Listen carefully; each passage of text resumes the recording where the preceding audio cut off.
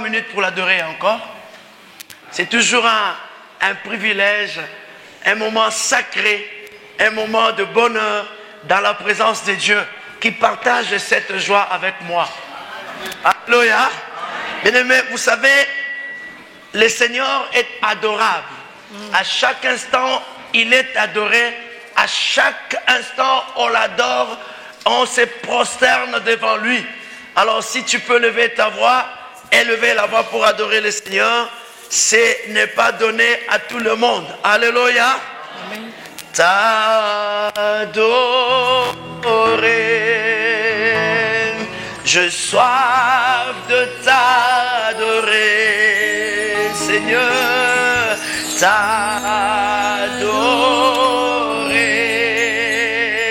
oui, je soif de t'adorer, les privilèges que tu me donnes, c'est de t'adorer,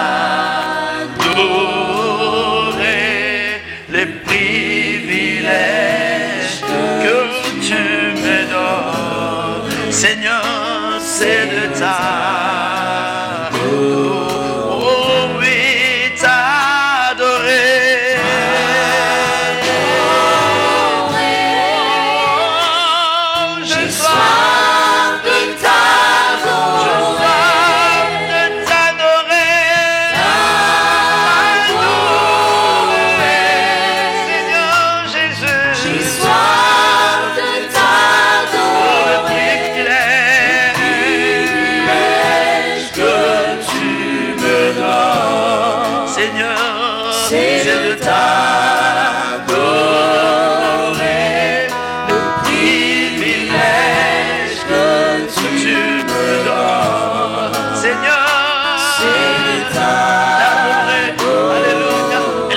de chanter, de chanter, Seigneur, oui, j'ai soif de te chanter,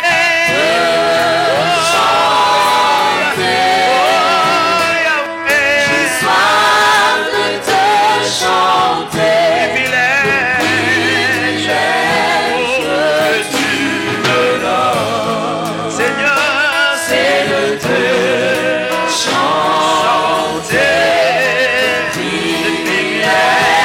que tu me donnes,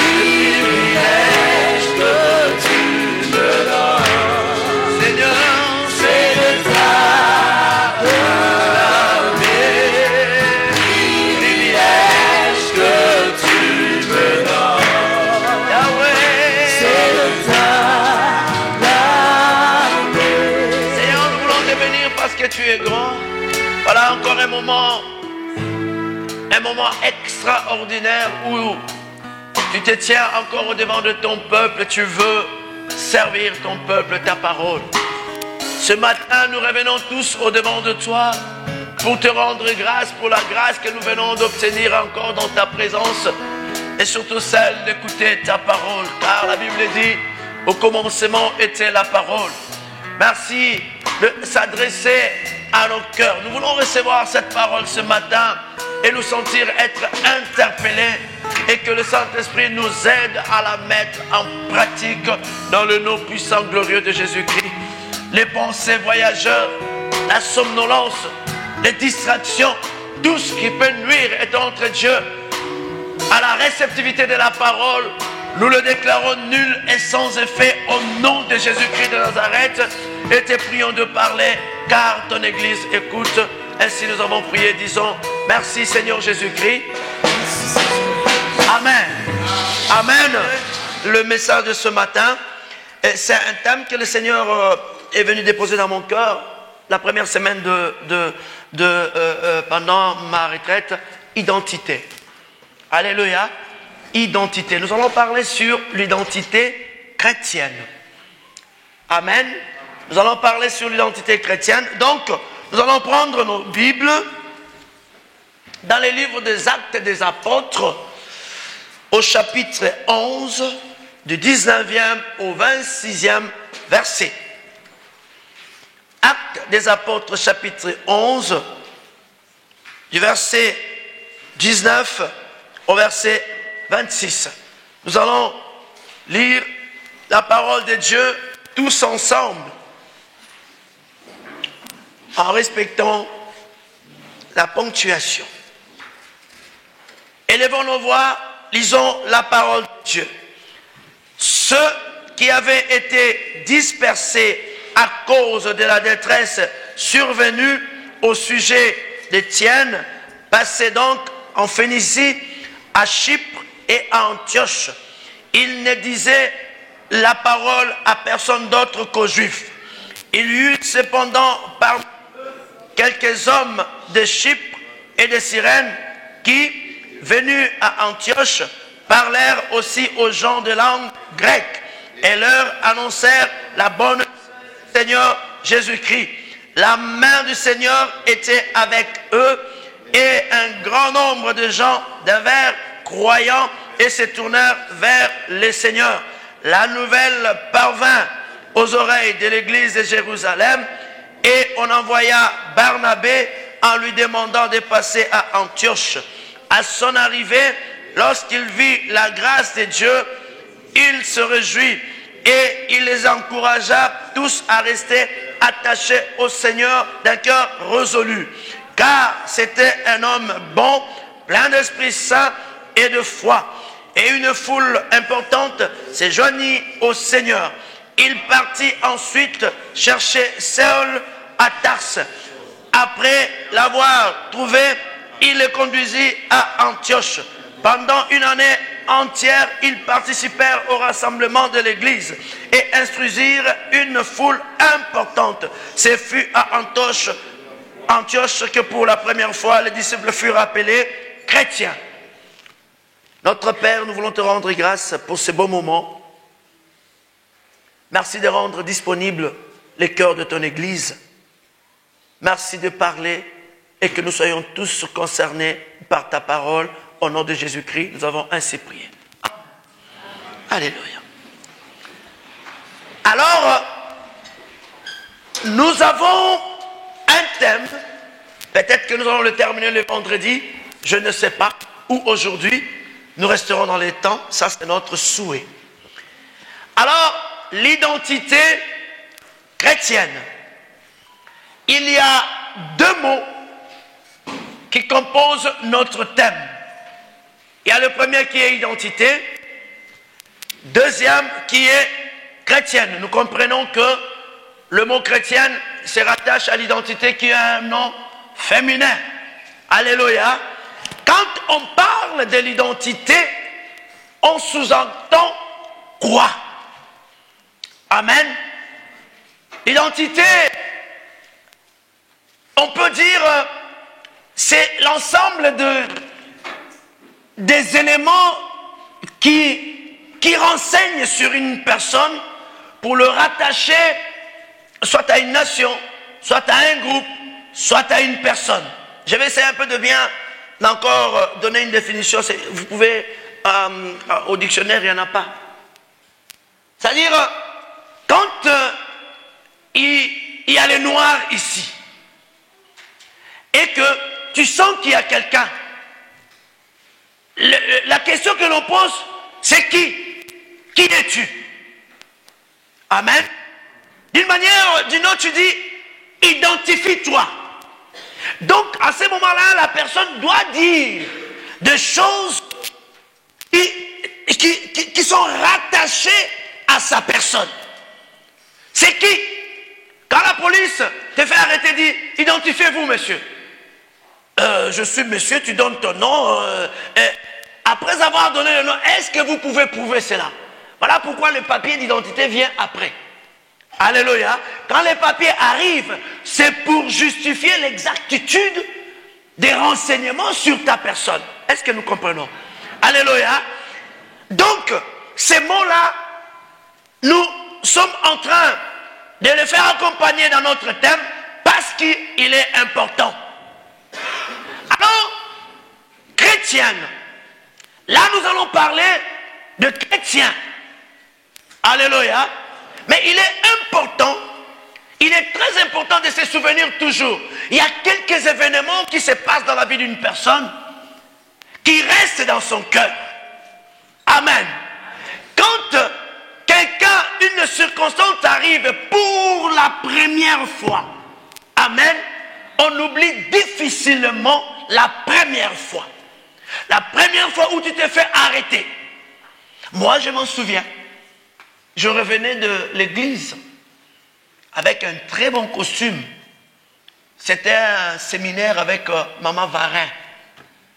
Et dans ma voiture, il y avait des gens. À l'époque, je conduisais encore avec le permis du pays. C'était un vendredi. Parce que c'était la prison, mais en Europe. C'est chaud, la garde à vue. Je revenais et on voulait rentrer à la maison. Paf! Contrôle de police. Monsieur, je dis, voilà, j'ai mon permis. C'est un permis, je conduis bien en plus. Je donne le permis, dit, ce permis n'est pas valable. Allons à l'évêché. C'est là où, parce que quand tu passes à l'évêché, c'est des beaux bâtiments.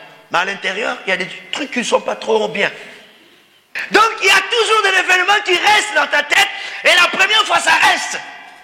Et le vendredi, nous avons compris le premier miracle que le Seigneur a opéré. C'était quelque chose de très important.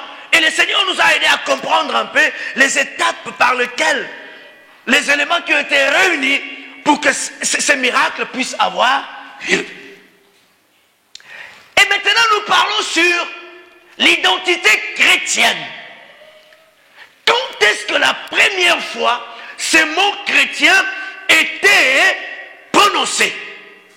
Il faut rentrer à l'origine pour comprendre l'essence des choses. Des fois, tu te fais appeler chrétien, tu ne comprends pas d'où l'origine de ces mots. Alléluia. Le Seigneur va nous aider à comprendre aujourd'hui l'origine du mot chrétien. Et quand nous lisons la parole de Dieu, est-ce que le serviteur Julien peut nous lire au verset 26? Parce que le serviteur Rickson n'est pas là. Et l'ayant trouvé, l'amena à Antioche.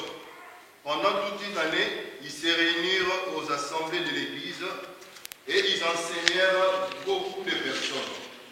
Ce fit à Antioche que, pour la première fois, les disciples furent appelés chrétiens. Alléluia. La Bible dit, cette appellation n'a pas été prononcée pour la première fois à Jérusalem. Parce qu'à Jérusalem était le siège de l'église mère. Là où il y avait des apôtres qui ont vécu avec le Seigneur. Ils ont mangé avec le Seigneur. Ils ont été enseignés par le Seigneur. Ils ont vu la puissance de Dieu. Ils l'ont vu mort, enterré, ressuscité. Mais l'appellation n'est pas provenue à l'église à Jérusalem. La Bible dit, la première fois que cette appellation est sortie, elle était sortie à Antioche. Il y a des chrétiens ici? Il y a des chrétiens ici? Sachez qu'aujourd'hui, même le mot il est bien, chrétien, c'est bien. Mais la première fois, c'était Antioche. Et dans l'histoire, Antioche n'était pas une ville d'une bonne réputation. Alléluia.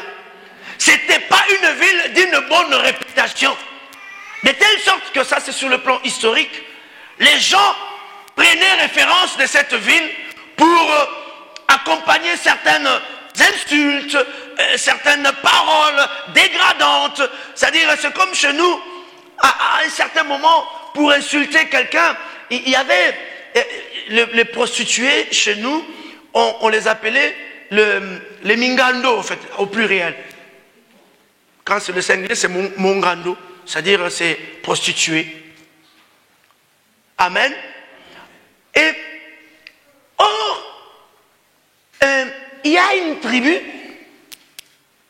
Du côté de Papa Simon, là-bas, il y a beaucoup de choses. D'abord, il y a un pasteur qui s'est fait tabasser parce qu'il voulait monter sur l'autre. Il n'est pas venu le vendredi.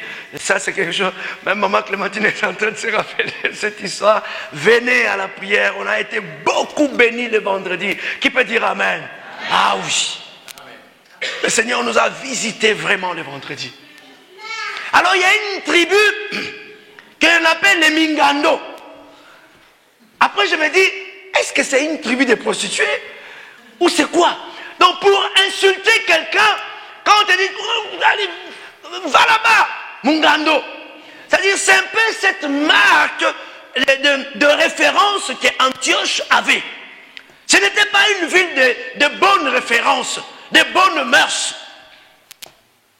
Regarde sa tête comme quelqu'un qui habite à Antioche. Donc, on voulait simplement te mettre dans Antioche avec toutes les cacophonies qui pouvaient exister. Amen. Mais la Bible dit, c'est là où l'appellation chrétienne est sortie. Ce n'était pas à Jérusalem. Parce qu'à l'époque des apôtres, l'appellation de croyants était des enfants de Dieu, étaient des bien-aimés, les saints. Il y avait des appellations, les enfants de Dieu, de saints. Vous pouvez encore continuer à regarder dans la Bible. Et Antioche s'est distingué par cette nature qui n'était pas honorable. Comment les choses sont commencées? La Bible dit, nous prenons Actes chapitre 8, Saul avait approuvé le meurtre d'Étienne. Il eut ce jour-là une grande persécution contre l'église de Jérusalem. Et tous, excepté les apôtres, se dispersèrent dans les contrées de la Judée et de la Samarie. Verset 2. Des hommes pieux ensevelirent Étienne et les pleurèrent à grand bruit. Saul, de son côté, ravageait l'église. Pénétrant dans les maisons, il a enraché les hommes, il a enraché hommes et femmes et les faisait jeter en prison. 3. Seul de son côté ravagé l'église. Voilà, il n'y a pas le verset 4. Hein? Ok, on s'arrête au verset 3. Alors nous comprenons qu'à un certain moment, l'Église va entrer dans la période de persécution. On va persécuter les chrétiens. Ils étaient unis. Cette église qui a reçu beaucoup de croyants. Ils étaient unis tout autour des apôtres. La persécution va arriver. Alléluia. L'église est arrivée à une période où elle était persécutée. Et il va avoir, ce n'est même pas un meurtre, moi je pense que c'est une exécution. À cause de sa foi, Étienne va être exécuté. Les chrétiens ont vécu cela. À cause de la foi. Et quand vous lisez la Bible, et la Bible dit, cet homme était calme.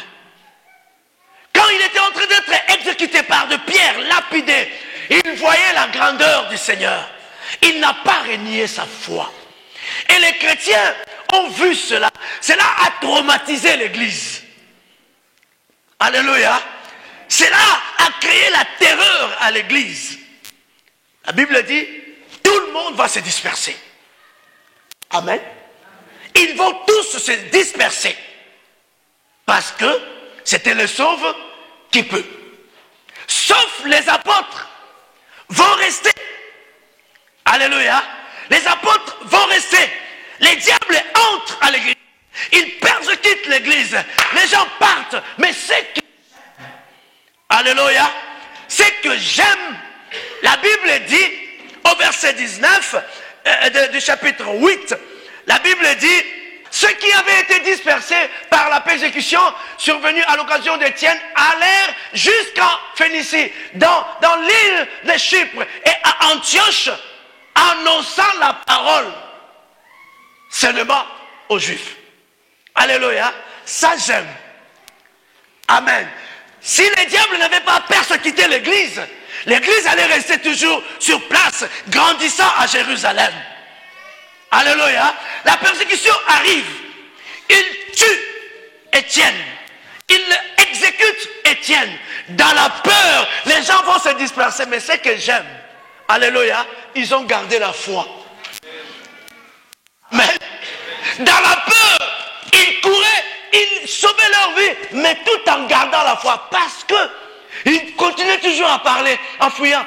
Non, non, il y a exécution là-bas. Mais Jésus-Christ est Seigneur. Il passe. En fouillant, il disait toujours. Alléluia.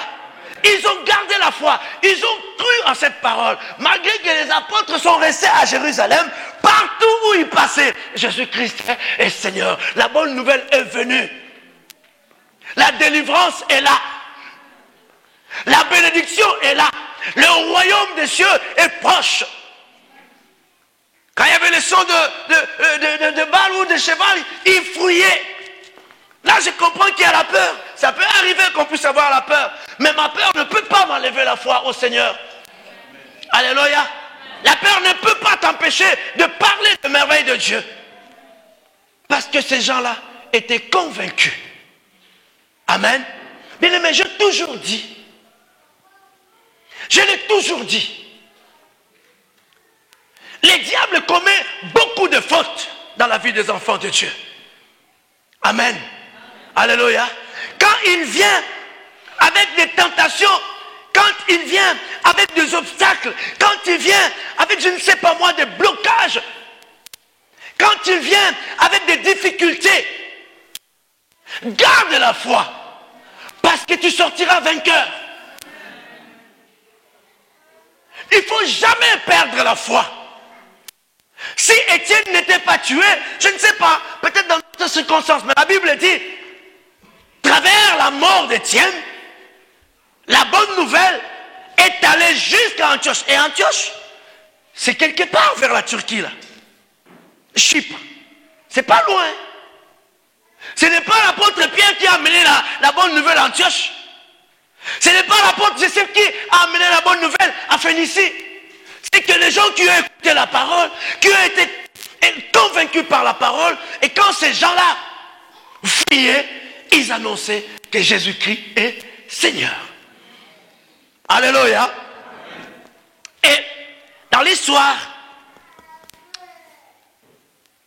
quand ils sont arrivés en Phénicie, ils ne parlaient qu'aux Juifs. Ils ne prêchaient qu'aux Juifs.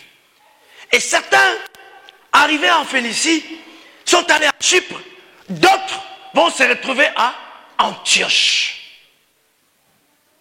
On a dit le mot chrétien, pour la première fois, est sorti à l'assemblée à Antioche.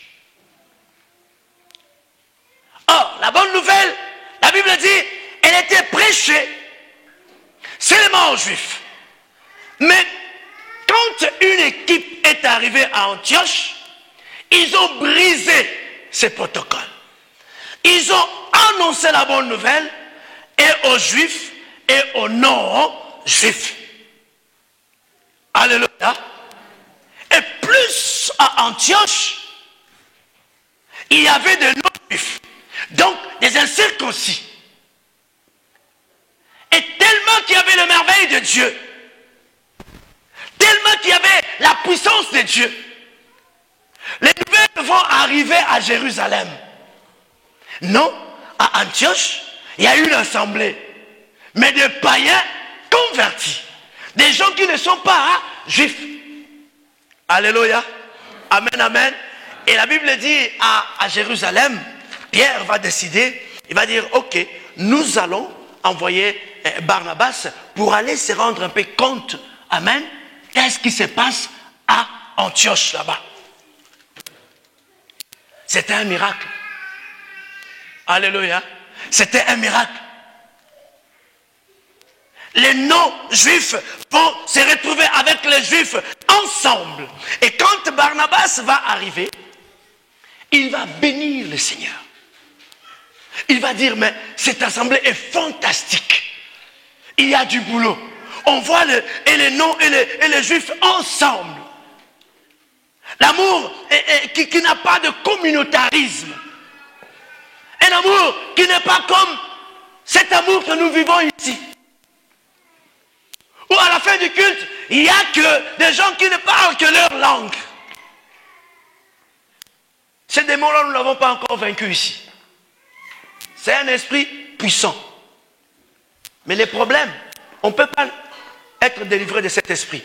Si seulement si tu prends dans ta tête, à la fin du culte, que j'aille auprès de la sœur où on parlera, on va communier. Comme ma sœur, comment tu t'appelles? Je me permets de te tutoyer. Comment tu t'appelles? Hurlaine. Hurlaine. C'est la première fois qu'elle venait? Non.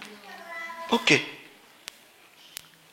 Quand est-ce que tu te diras c'est la fin du culte, que je laisse d'abord maman gentille, je la connais, avec notre téléphone illimité, je vais l'appeler. Illimité fixe, illimité portable. Ça ne demande pas une prière de délivrance. Non. Tu dois dire dans ta tête que, à la fin du culte, je brise le communautarisme. J'irai vers la sœur Irlène. Oh, bonjour ma sœur, comment vous allez? Est-ce qu'on peut se tutoyer? Ah, vous êtes de Marseille? Je suis la Lydia, l'épouse de frère Pierre. Soyez bénis. Ah, mais c'est... Comment vous avez trouvé les cultes? Rien. Quand les cultes disaient, c'est tout ce qu'on sait faire.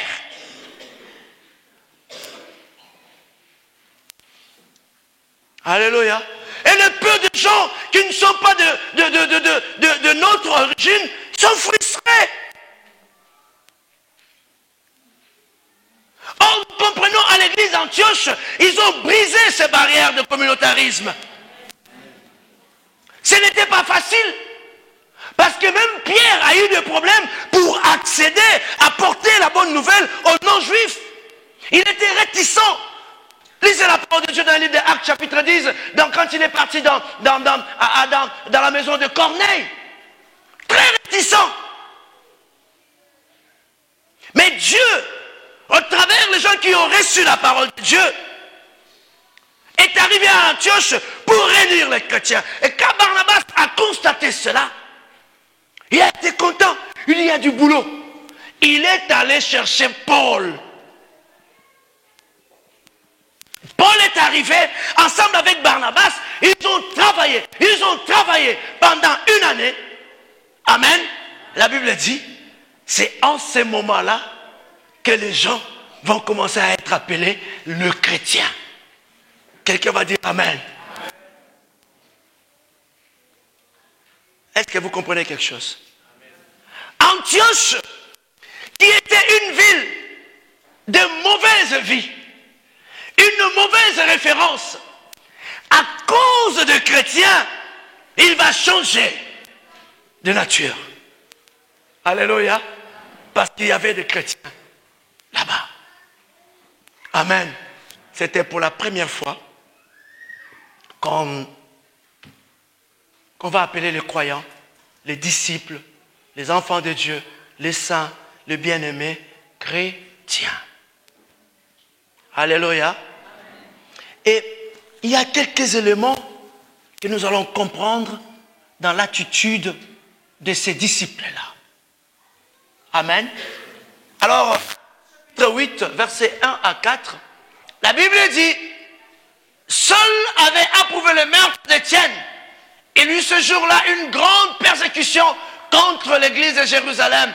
Et tous, excepté les apôtres, se dispersèrent dans les contrées de la Judée et de la Samarie. 4. Ceux qui avaient été dispersés allaient de lieu en lieu, annonçant la bonne nouvelle. Annonçant la bonne nouvelle. Ces gens-là ne s'appelaient pas d'abord chrétiens. Mais quand ils fuyaient la mort, ils gardaient la foi. Ils n'avaient pas perdu la foi. Malgré qu'ils étaient persécutés, malgré qu'ils étaient exposés à la mort, à cause de la foi, ils n'ont pas renié la foi. Malgré qu'il y avait des difficultés, malgré qu'il y avait la terreur, ils n'avaient pas renié la foi. Donc on comprend dans l'attitude de ces disciples, ils étaient fermes dans la foi. Alléluia. On ne peut pas être ferme dans la foi si on n'est pas quelqu'un qui désire la parole de Dieu. Ne dit-elle pas la Bible que la foi vient?